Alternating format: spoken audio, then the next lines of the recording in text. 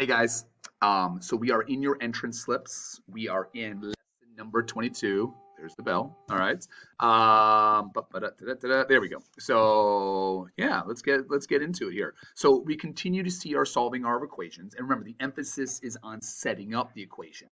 The other thing that we're really working on this unit is your ability to explain mathematically what you're doing when you're solving equations. So for example, let's look at question number 1 in your entrance slips. We do want to see that the 6 is up against the parentheses, so we want you to recognize that you do need to distribute. So steps, we need to distribute the 6. Instead of saying we're going to multiply the 6 to the x and we're going to multiply the 6 to the 2. Okay, let's upgrade the vocabulary, distribute. So I've got 6x plus 12 equals 24. All right, what are we going to do next? Well, we would write this, which would mean we are going to subtract 12 from both sides. All right, subtract 12 from both sides. So we've got 6x equals 12. And then we're going to do a little of this, which is what? We're going to divide 6 both sides. So this phrase of both sides is important when we solve equations. Instead of saying I'm going to take the 6x and divide it by 6, and then I'm going to take the 12 and divide it by 6, using the phrase both sides takes care of all that. So x equals 2 shows over. All right. Question 2, a little interesting because of the fraction. So we do want to show you a technique that's here. First thing here is we're going to undo our addition or subtraction. So I am adding a 3, so we are going to subtract 3, all right, from both sides. So subtract 3 both sides.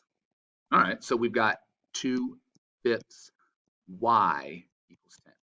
Now here's what we are after. This is the technique we want to keep in mind. What happens when you multiply a fraction by its reciprocal?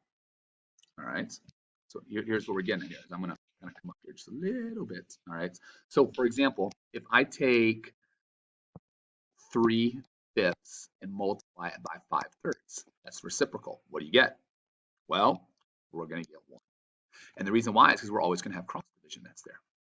We're always going to have cross division, and so we're going to get nothing but 1s every 1 times 1 is 1, 1 divided 1 is 1. So no matter what you grab, 7/8, multiply it by its reciprocal, 8/7, you're going to get 1 that's there.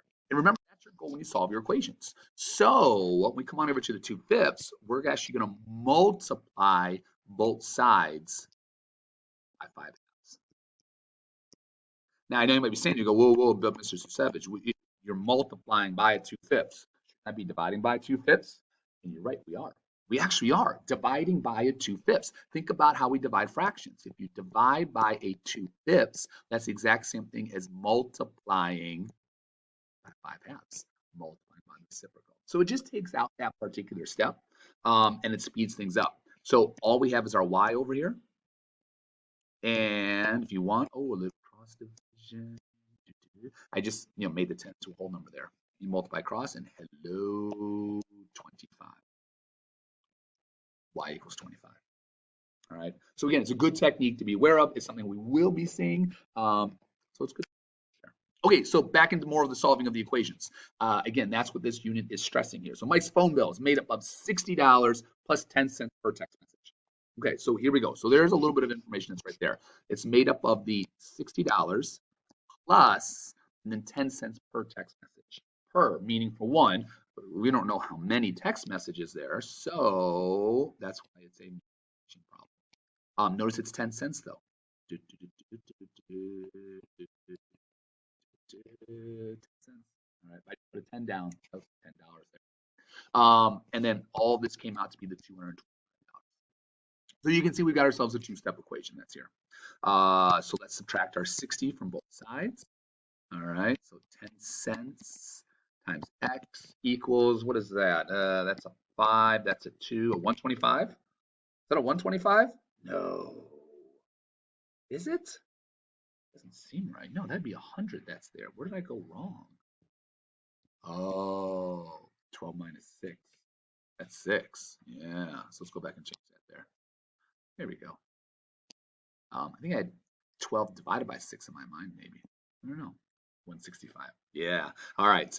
Remember though, it is 10 cents, so we're dividing it by 10 cents. So let's use your knowledge back from elementary school. We're dividing by a 10 cents. We're going to use our place value. Obviously, we could reach for the calculator there.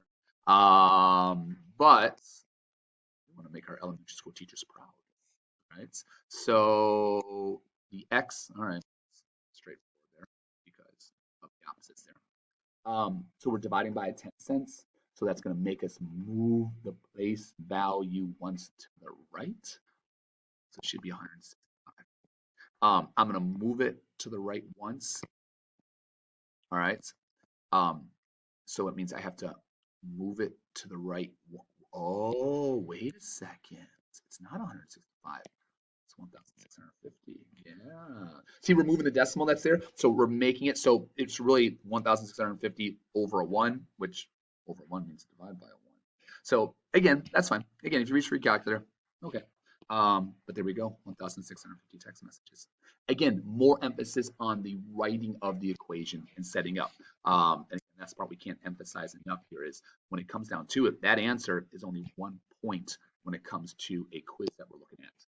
This, the ability to do this right there, that's where like the 5 points are coming from. And then the 4 points for actually being able to solve it using your equation skills, and then 1 for the correct answer. So keep getting those equation downs, keep checking your answers as well. See you guys later.